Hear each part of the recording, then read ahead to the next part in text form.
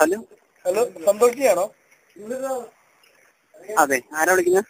ഇത് ഞാൻ വെബിന്റെ വെബ്സൈറ്റിന്റെ റെപ്രസെന്റ് ചെയ്യാനായിട്ട് വിളിക്കുന്നത്. ഹലോ, സ്ഥലം എവിടെയാണ്? ഹലോ, ഇത് ഹോങ്കോങ് ബേസ്ഡ് ആയിട്ടുള്ള വെബ്സൈറ്റ് ആണ്. ഹോങ്കോങ്ങോ? ഞങ്ങളിവിടെ ഒരു മലയാളി. എന്റെ പേര് ശശി. നിങ്ങളുടെ പേരെന്താ? ശശി. ശശിയാ? അപ്പൊ താങ്കളുടെ സോങ്സ് ഫുൾ ഇങ്ങനെ ഹിറ്റായി നിൽക്കുകയാണല്ലോ. അപ്പൊ ഒരു ചെറിയൊരു ഇന്റർവ്യൂവിന് വേണ്ടി വിളിച്ചതാണ്. താങ്കൾക്ക് സമയം ഉണ്ടെങ്കിൽ ഒരു 10 മിനിറ്റ് ഞങ്ങൾക്ക് വേണ്ടി സ്പെൻഡ് ചെയ്യാമോ? സാർ ബിസിയാണ്. ഞാൻ നേരത്തെ വിളിച്ചിരുന്നു. സാർ ബിസി ആണെങ്കിൽ പിന്നെ വിളിക്കാം, കുഴപ്പമില്ല.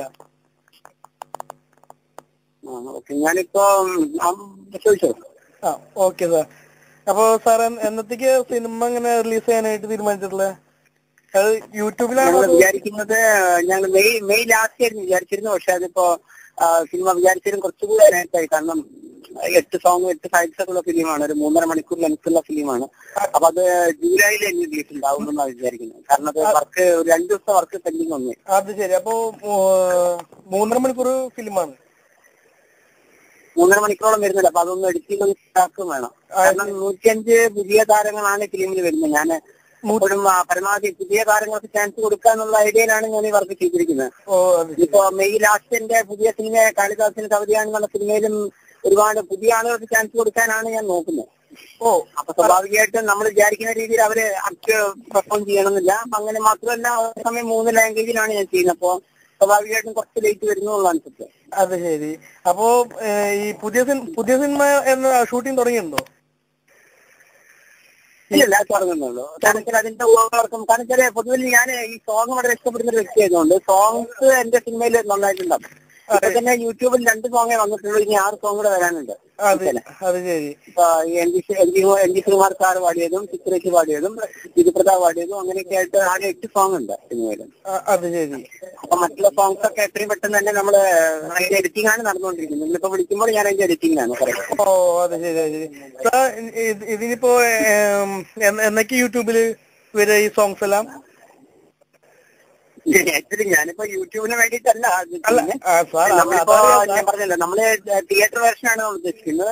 ഇതിന് മുമ്പ് ചെയ്തതും യഥാർത്ഥത്തിൽ സംഭവിച്ചത് വർക്ക് ഈ നിങ്ങൾ കാണുന്ന 2 സോങ്ങിൽ ഇനി ഒരു ദിവസം കൂടെ വർക്ക് ഉണ്ടായിരുന്നു, പെൻഡിങ് ഉണ്ടായിരുന്നു. ഞാനത് വെച്ചിട്ട് ഞാൻ തന്നെ എഡിറ്റിംഗോട് ഞാൻ ഫാസ്റ്റ് ആയിട്ടൊന്ന് എഡിറ്റ് ചെയ്ത് കൊടുത്തതാണ് സംഭവം. അത് വേറൊരാളാണ് അത് യൂട്യൂബിൽ കൊടുത്തിരിക്കുന്നത്. ഇനിവേ 2 ആഴ്ചക്കുള്ളിൽ ഞാൻ യൂട്യൂബിൽ വരുന്നുള്ളതിനാണ് ഞാൻ നോക്കുന്നത്.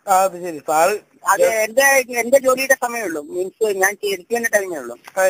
സാറിങ്ങനെ ഫാസ്റ്റ് ആയിട്ട് ഇങ്ങനെ ചെയ്തിട്ട് ഇത്ര നന്നായിട്ടുണ്ട് വീഡിയോ തീർച്ചയായിട്ടും ഞങ്ങൾ പ്രതീക്ഷിക്കുന്നത് വളരെ നന്നാവുന്നതാണ് ഞങ്ങൾ പ്രതീക്ഷിക്കുന്നത്.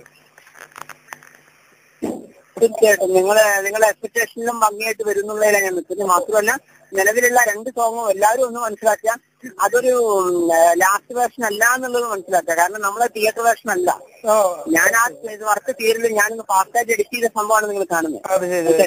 അതിൽ ഒരുപാട് വർക്കുകൾ തീർത്തിട്ട് തിയേറ്റർ വേർഷൻ എന്ന് പറയുമ്പോൾ സ്മോക്കിൽ എഡിറ്റ് ചെയ്തിട്ടും ഗ്രേഡിയന്റ് അങ്ങനെയുള്ള ഒരുപാട് കാര്യങ്ങൾ ചെയ്തിട്ടേ തിയേറ്റർ വേർഷൻ ഉള്ളൂ. പിന്നെ പലരും മനസ്സിലാക്കിയത് അതാണ് തിയേറ്റർ വേർഷൻ എന്ന രീതിയിലാണ്. ചിലർ അനാവശ്യമായ ചില വിവാദങ്ങളൊക്കെ ഉണ്ടാക്കിയത് അങ്ങനെയാണ്. എന്തായാലും ഇനിയെല്ലാ സോങ്ങിലെങ്കിലും വിവാദങ്ങളിൽ ഇല്ലാത്ത രീതിയിൽ ഞാൻ സോങ് ചെയ്യുന്നുള്ളൊരു ഉറപ്പ്. അതിനെക്കുറിച്ചൊന്നും ചോദിച്ചോട്ടെ. ഇപ്പോ പുതിയതായിട്ട് വന്ന പെമ്പിള്ളേരെ ഇങ്ങനെ പുതിയതായിട്ട് സിനിമ എടുക്കുന്നവരിങ്ങനെ യൂസ് ചെയ്യുക അങ്ങനെ ഒരു കാര്യങ്ങളെ കുറിച്ച് കേൾക്കുന്നുണ്ടല്ലോ. അപ്പൊ അതിനെ കുറിച്ച് താങ്കളുടെ അഭിപ്രായം എന്താണ്? എനിക്കറിയില്ല. ഈ നിങ്ങൾ ഈ പറയുന്ന കഥ പെൺകുട്ടികളും ഞാനും അറിഞ്ഞിട്ടില്ല.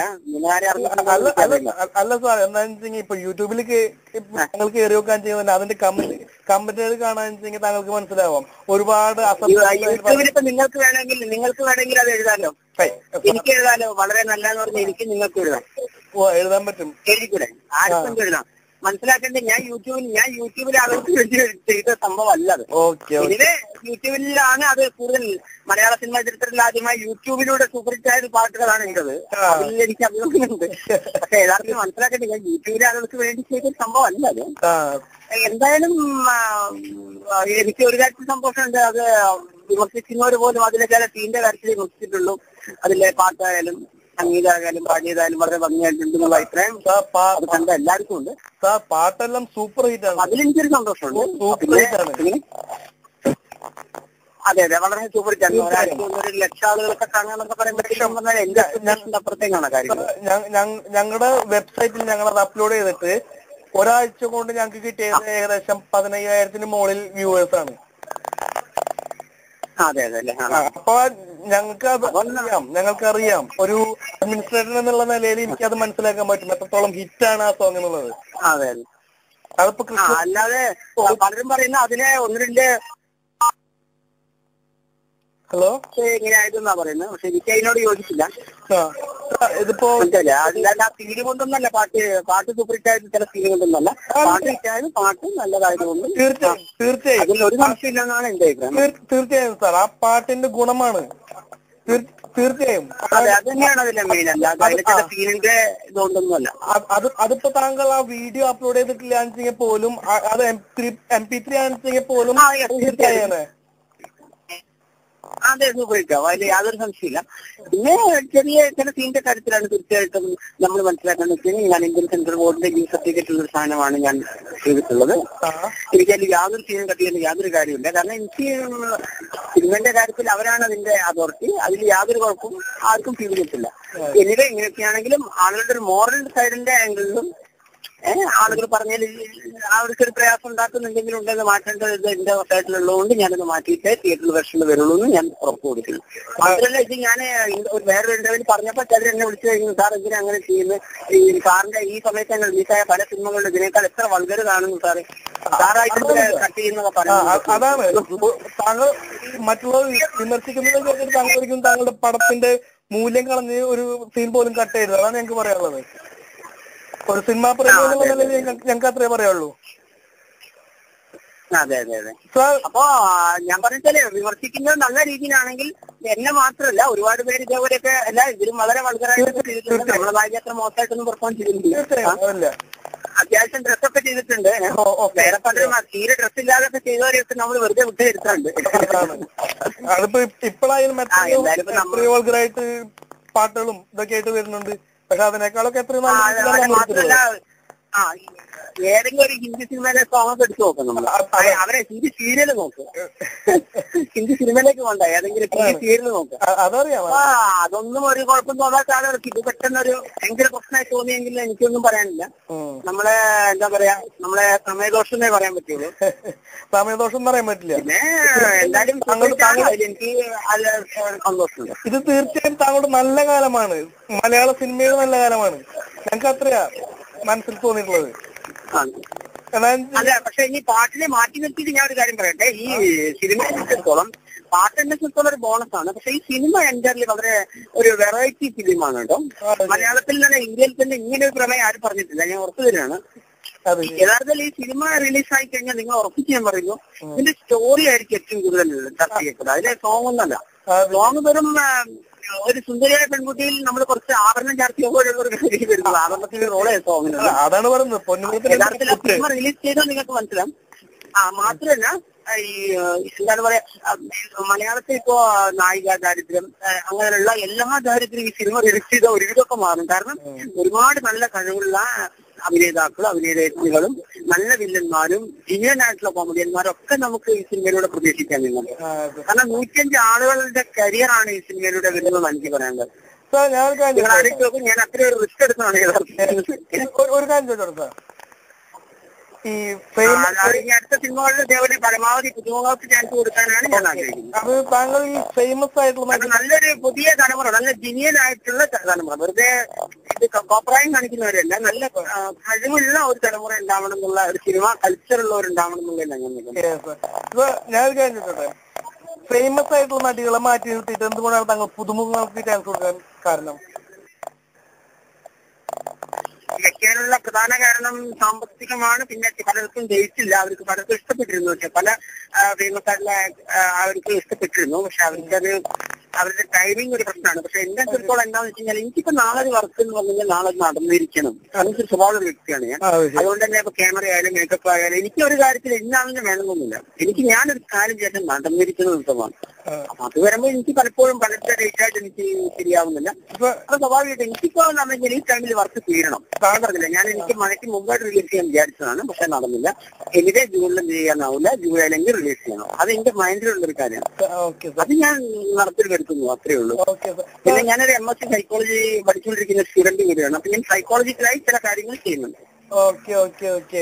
അപ്പൊ അതിന്റെ ഒരു ചില റിസൾട്ട് കൂടിയാണ് ചിലതൊക്കെ സംഭവിച്ചിരുന്നത്. എനിക്കതിന് സന്തോഷമോ ദുഃഖമോ ഉണ്ട്, എന്താ പറയാന്നറിയില്ല.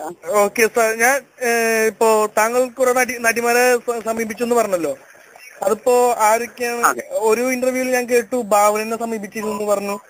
അതുപോലെ വേറെ ആരെങ്കിലും സമീപിച്ചിരുന്നോ? സാർ, ഞാൻ സമീപിച്ച എല്ലാവരിൽ നിന്നും നല്ല റെസ്പോൺസ് എനിക്ക് കിട്ടിയത്. എല്ലാവർക്കും ഇഷ്ടപ്പെടുകയും ഒക്കെ ചെയ്തിരുന്നു. പക്ഷെ പ്രയാസം ഞാൻ പറഞ്ഞല്ലോ, നമ്മൾ പറയുന്ന ദിവസങ്ങൾ അവർക്കും 2 വർഷം വരെ അവർക്ക് ഡേറ്റ് ഇല്ല. അങ്ങനെയൊക്കെ ഓരോ സംഭവങ്ങളുണ്ട്. എല്ലാവരെയും നല്ല റെസ്പോൺസ് എനിക്ക് കിട്ടി. ഞാൻ ശരിക്കും ഒരു തുടക്കക്കാരനായിട്ട് പോലും എല്ലാവരെയും പരമാവധി അഡ്ജസ്റ്റ് ചെയ്യാൻ സഹായിക്കാൻ രീതിയിലായിരുന്നു അവർ പറഞ്ഞത്. പക്ഷേ ദിവസങ്ങളുടെ പ്രശ്നം കൊണ്ടാണ്. യഥാർത്ഥം ഞാൻ കുറച്ചും കൂടെ വെയിറ്റ് ചെയ്തിരുന്നെങ്കിൽ എനിക്ക് നല്ല സ്റ്റാർസ് വെച്ച് ചെയ്യാമായിരുന്നു. ഇതിലെ ഞാൻ പറഞ്ഞല്ലോ, നമുക്ക് ഞാൻ ബേസിക്കലി ഞാൻ സിവിൽ എഞ്ചിനീയറാണ്. ഞാൻ എന്റെ ജോലിയെല്ലാം കളഞ്ഞിട്ടാണ് എനിക്ക് വരുന്നത്. അപ്പൊ എനിക്ക് ഒരു ദിവസം, ഒരു മാസം പോയിട്ട്, ഒരു ദിവസം പോയിട്ട്, ഒരു മണിക്കൂർ പോലും എനിക്ക് വേസ്റ്റ് ചെയ്യുന്നുള്ള വലിയൊരു നഷ്ടമാണ്. ഞാൻ 2ാമത്തെ വർഷത്തിലേക്ക് പോവാണ്, നീലാസില്. ഇത് തീർച്ചയായിട്ടും ഞങ്ങൾക്ക് നല്ല കാര്യമായിട്ട് തോന്നുന്നുണ്ട്. പുതുതായിട്ട് വരുന്ന പുതിയ തലമുറേനെ വാർത്തെടുക്കേണ്ടത് നമ്മൾ തന്നെയാണല്ലോ. അപ്പോ സാർ അതിനൊരു മുൻകൈ എടുക്കുമ്പോൾ നമുക്കൊരു സന്തോഷം. അതെ അതെ അതെ അതെ മാത്രമല്ല അടുത്ത വർക്കുകളിൽ ഞാൻ അങ്ങനെ തന്നെയാണ് ചെയ്യുന്നത്. ഓക്കെ ഓക്കെ പരമാവധി പുതിയ ആളുകൾ. ഓക്കെ, ഇത് 3 ലാംഗ്വേജിലും ഡിഫറെന്റ് ആയിട്ട് സീൻസ് ഷൂട്ട് ചെയ്യുന്നുണ്ടോ, അതോ ജസ്റ്റ് മൊഴിമാറ്റം മാത്രമാണോ? ഡിഫറെന്റ് ആയിട്ട് അതായത് മൊഴിമാറ്റം മാത്രം ചെയ്യാണോ, അതോ ഷൂട്ടിംഗ് ഫുൾ ആയിട്ട്? ഓക്കെ ഓക്കെ ഫുൾ ആയിട്ട് ചെയ്യുന്നുണ്ട്. ഓക്കെ ഓക്കെ, അപ്പൊ ഇത് ഇന്ത്യൻ സിനിമ ഫീൽഡിൽ കിട്ടുന്ന ഒരു ഡിഫറെന്റ് ഫിലിം ആയിരിക്കും. അതെ, ഒരേ സമയമാണ് 3 ലാംഗ്വേജ് ചെയ്യുന്നത്. ഓ അത് ശരി. ഓ അതുകൊണ്ടാണ് ഇതിന്റെ ഷൂട്ടിംഗ് 100 ദിവസമാണ്. ഓ എനിക്ക് തോന്നുന്നു മലയാളത്തിൽ ഇങ്ങനെ വളരെ അപൂർവം ഒരു സൂപ്പർ താരങ്ങളുടെ സിനിമയുടെ പോലും കവർ ചെയ്തെന്ന് എനിക്ക് തോന്നുന്നു. കാരണം അത്രയ്ക്കും അത് എന്താ പറയാ, ഒരു ചെറിയൊരു സ്റ്റോറി, പക്ഷെ അങ്ങനെ ആവുകയാണെങ്കിൽ 105 പേരുടെ ഫുൾ സപ്പോർട്ട് വേണം. എന്നാൽ ആ സിനിമ അങ്ങനെ ആവും. അല്ല സാർ, ഞാനൊരു കാര്യം ചോദിച്ചോട്ടെ. ഒരു ചെറിയൊരു പ്രമേയം, പക്ഷെ അത് മനോഹരമാക്കാൻ ശ്രമിച്ചാണ്. ഈ ഇപ്പോ ഫസ്റ്റ് ഒരു സീൻ ഷൂട്ട് ചെയ്ത് തമിഴിന് വേണ്ടി വേറെ സീൻ, സെയിം സീൻ വീണ്ടും അങ്ങനെയല്ല. ഇപ്പൊ ഞാൻ പറയട്ടെ, ഇപ്പൊ 2 കൂട്ടുകാർ തമ്മിൽ സംസാരിക്കുകയാണെങ്കിൽ അതിലൊരു ഷോട്ട് മലയാളം, പിന്നെ തമിഴ്, പിന്നെ ഹിന്ദി. അങ്ങനെ വരുമ്പോൾ പ്രയാസം എന്താ വെച്ച് കഴിഞ്ഞാല് സൈഡിലെവിടെയും മലയാള ബോർഡ് പറ്റില്ല, മലയാള ശൈലി പറ്റില്ല. ശരിക്കും ഒരു ഹിന്ദി ഫിലിം സ്റ്റൈലാണ് ഞങ്ങൾ ചെയ്തിരിക്കുന്നത്. കാരണം 3ന്റെയും കൾച്ചറിന്റെ ഇടയിൽ വെച്ചിട്ടാണ് ചെയ്ത്. പിന്നെ പല സോങ്സ് ഇപ്പൊ തന്നെ ഗോകുലനാഥനായി കള്ളക്കണ്ണൻ രാധയുമായി വന്നു ചേർന്നു എന്ന് പറഞ്ഞിട്ട് സോങ് വരാനുണ്ട് യൂട്യൂബില്. നല്ല ഹിറ്റാവും. നമ്മളെ ഈ രാത്രി ശിവരാത്രികളെ ഹിറ്റാവുന്ന എനിക്ക് ആ സോങ്ങൊക്കെ തന്നെ ഒരു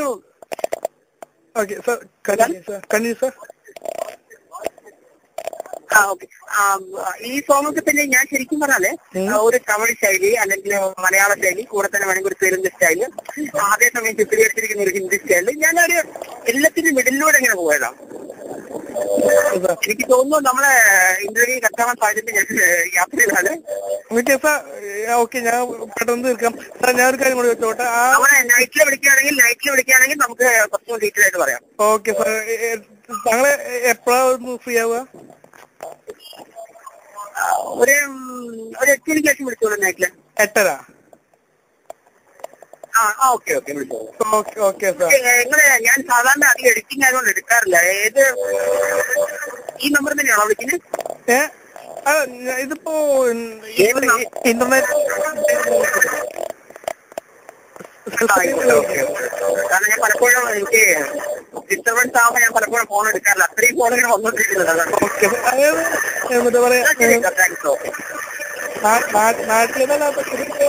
ഇന്റർനെറ്റുമായി കാരണം ഒരു ഡിഫറൻസ് സ്റ്റൈലിൽ നമ്പർ വരിക.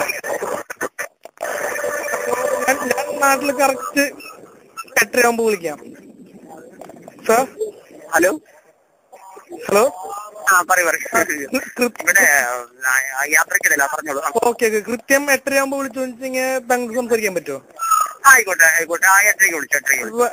വെക്കുന്നതിന് മുമ്പ് ഒരു ക്വസ്റ്റ്യൻസിന്റെ കാര്യത്തിൽ നിങ്ങൾ ഒന്നുകൂടെ പ്രിപ്പയർഡ് ആവും. Okay okay sure sure sir. അതിനു മുമ്പ് ഒരു കാര്യം കൂടി വെച്ചോട്ടെ. ഇപ്പോ പറഞ്ഞ ഒരു സോങ് ഉണ്ടല്ലോ, അതൊന്ന് രണ്ടുപേരും മൂളാൻ പറ്റുമോ? യാത്രയിലായിപ്പോയല്ലോ. Okay okay okay.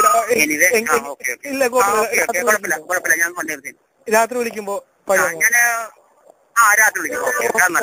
യാത്രക്കിടയിലാണ്. Okay sir. Okay okay thanks. Okay.